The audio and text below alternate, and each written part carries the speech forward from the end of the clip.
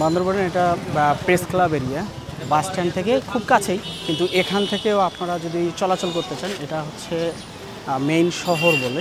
তো আমরা প্রেস ক্লাবের এখানেই একটা ছোট গেস্ট হাউসে ছিলাম।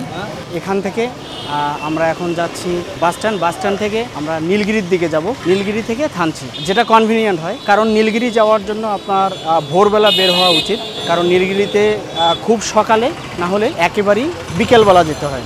এখন যেহেতু দুপুরবেলা, আমরা চেষ্টা করব নীলগিরি কাভার করার। এখন যদি নীলগিরি যাওয়ার ওই কনভিনিয়েন্ট, হ্যাঁ নীলগিরি নীল দিগন্ত দুটোই। বাইকে কয় হাজার করে? হ্যাঁ থানচি পর্যন্ত যাইতে যেতে ওরা ঘুরে ঘুরে যাবো আর কি। কত থেকে আরাম করে যাইতে পারবে? হ্যাঁ আরাম করে যাইতে পারবে। মানে কত করে বাইক? তো আমার তো আমার নিজে পার্সোনাল গাড়ি, ওর সাথে কথা বলে আমার সাথে যে কোনো ওই যাই হোক। আপনি বলেন বাইকে পোষাইবো না, বাইকে কেন পোষাইবো না, তাই না? বাইক কি দুজন যাওয়া যায় নাকি একজন? ড্রাইভার হতে পোষাইবে না বলে, আরা বলে বাইক দিন পোষাইবে হতে, বাইকে পোষাইবো না। তা তিনজন তা আমি তো কইতেছি যে তো তার একটার সাথে আমরা তিনজন যাব, যে টাকা নিব। বাইক কি আমার পার হেড এত টাকা নিব? কত করে ভাই বাইক? যাবো থানচি পর্যন্ত। বিউ হতো 2-3টা জায়গা, ওই যে নীলগিরি, তারপর পাহাড়, চিম্বুক পাহাড়, ওটা দেখবো খালি। ওইগুলো নিলে ঠেলতে হবে।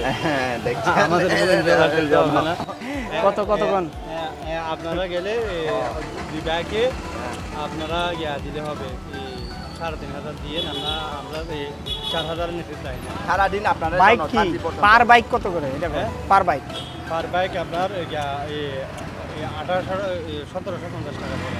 এমনিতে ঋণ আছে 2,000 টাকা, এমনি 2,000 টাকা করে যায়। আপনারা একদম মানে বাইকে যেতে গেলে 2,000 টাকা, মানে 1500 পর্যন্ত আসে আর কি। 1500-2,000 টাকা, তাই তো? 1500-2,000 টাকা পার বাইক। বাইকে কি দুজন যাওয়া যায় না একজন? দুজন যাওয়া যায়।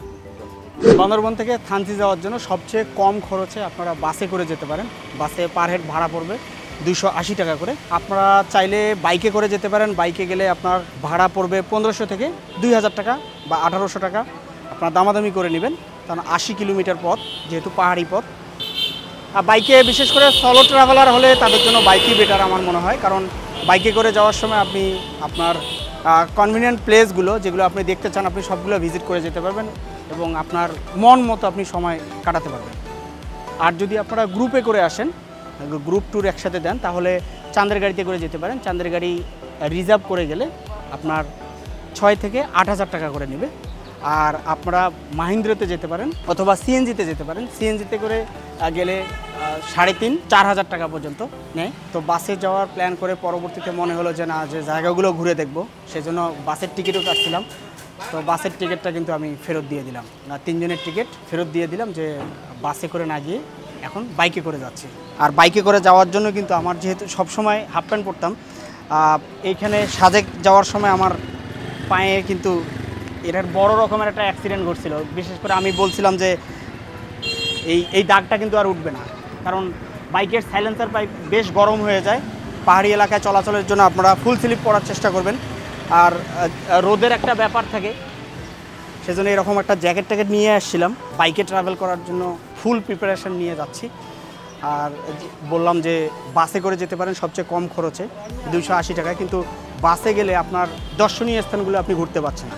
আর বাইকে করে গেলে আপনি আপনার মনের মতো করে নিজের পছন্দ অনুযায়ী যে জায়গাগুলোর বেশি ভালো লাগবে সে জায়গায় বেশি সময় কাটাবেন। যে জায়গায় আপনার ভালো লাগছে না, প্রত্যেকটা জায়গায় একটু করে দেখে দেখে যাবো।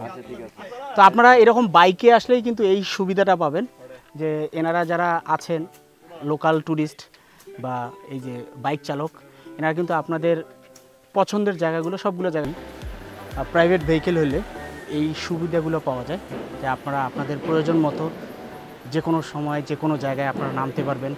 দেশীয় ফ্রুটস পাওয়া যায়, বিভিন্ন রকমের ফ্রুটস।